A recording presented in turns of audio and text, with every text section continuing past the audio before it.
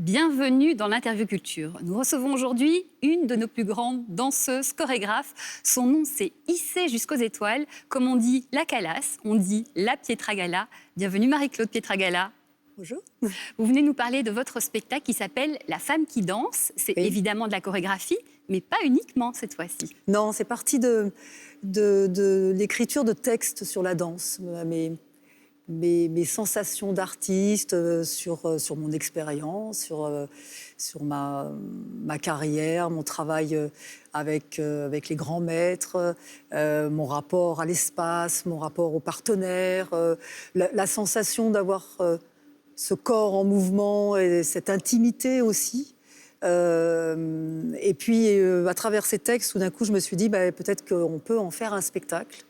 Donc, il y a évidemment un dialogue avec les spectateurs, à travers l'oralité et aussi à travers, bien sûr, le corps, la chorégraphie, avec un travail beaucoup sur... Moi, je voulais surtout que le spectateur soit très, très proche de l'artiste. Et c'est pour ça qu'on a fait tout un travail sur le souffle, sur l'énergie, comment, à travers le souffle qui est la vie, comment la dynamique du mouvement, à travers la respiration, à travers aussi mon expérience. Mais au-delà de cette expérience, j'avais envie de parler de la danse dans sa généralité, dans son universalité aussi. De ce corps qui, depuis des années, se plie aux exercices et à travers une technique, comment on peut dépasser cette technique et comment on peut exprimer des émotions, des sensations, des personnages. Oui, vous exprimez beaucoup d'habitude, vous incarnez des personnages. Oui. Cette fois-ci, vous parlez même de vous. Vous avez eu envie d'en dire un peu plus sur vous à vos fans, aux spectateurs. Oui, je crois que c'est aussi dans l'idée de l'envie de le transmettre aussi. Je me suis toujours considérée comme un passeur pour la jeune génération et de leur dire que quelque part, si on croit en son étoile, il faut se donner les moyens et aller jusqu'au bout.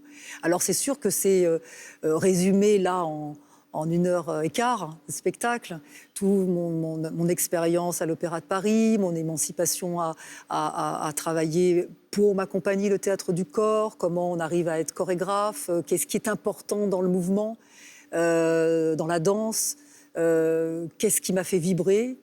Mais à travers mon expérience personnelle, je pense que ça touche les gens dans la généralité de la danse, l'essence de la danse. Qu'est-ce que c'est ? Ça touche. Et d'ailleurs, je vous propose tout de suite de regarder un extrait, quelques extraits de ce spectacle.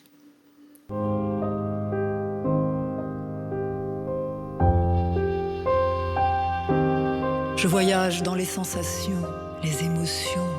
Une infinie sérénité transperce mon être. Je danse. Je danse.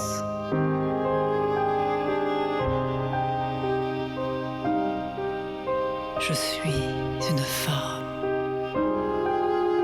qui danse. C'est magnifique. On le disait, vous dites beaucoup de vous, vous donnez de vous dans ce spectacle, physiquement, mais aussi par les mots. Vous nous parlez de votre découverte de la danse. Vous aviez 8 ans et là, c'est un choc. Oui, c'est un choc.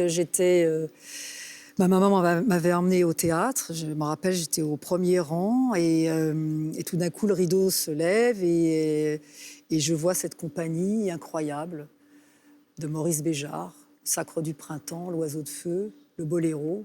En plus, c'est des ballets cultes de ce chorégraphe. Et tout d'un coup, j'ai un choc. Carrément, j'ai le cœur qui soulève. Je sens la musique, je sens ces vibrations à travers mon corps et je me dis, c'est ça que je veux faire. Je veux danser. Ce que vous avez fait, vous êtes devenue danseuse étoile. Vous avez aussi travaillé avec Noureyev, cet immense danseur dont vous parlez dans votre spectacle. Vous avez votre plus grand souvenir avec Noureyev ? Oh, il y en a plein. Alors, c'est la première fois qu'on le voit à l'Opéra de Paris, il vient monter Don Quichotte. Il n'est pas encore le directeur de l'opéra. Et puis après, c'est les 6 années qu'on a passées avec lui. Moi, j'ai eu la chance de participer. Il avait monté un petit groupe. Il dirigeait l'Opéra de Paris, mais on avait la chance aussi de pouvoir partir en tournée avec lui, donc je l'ai beaucoup observé. J'ai regardé cette force de la nature, cet artiste incroyable qui savait capter l'audience, qui savait rentrer dans la lumière, qui était chez lui sur scène, qui pouvait tout se permettre. On a énormément appris avec lui à la direction de l'opéra. Puis après, il y a eu Patrick Dupont qui est venu diriger, qui a pris la succession de Rudolph. Pareil aussi, un grand personnage de la danse. À un moment dans le spectacle, on sent que vous vous énervez un peu contre tous ces gens qui essaient de vous mettre dans des cases. Oui. On vous sent une femme libre et pourtant, vous aussi, vous avez souffert de ça. Oui, parce que je crois que c'est très français de de cataloguer les gens.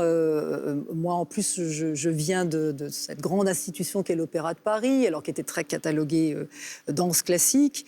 Et on a pourtant travaillé avec les plus grands chorégraphes contemporains. Et puis, je pense qu'un artiste, il est là pour bousculer les choses, bousculer les codes.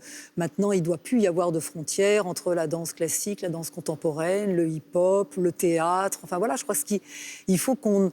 Nous, artistes, on ait une curiosité de pouvoir aussi, voilà, explorer tous les champs. Vous explorez d'ailleurs avec Julien Derouault, qui est votre comparse.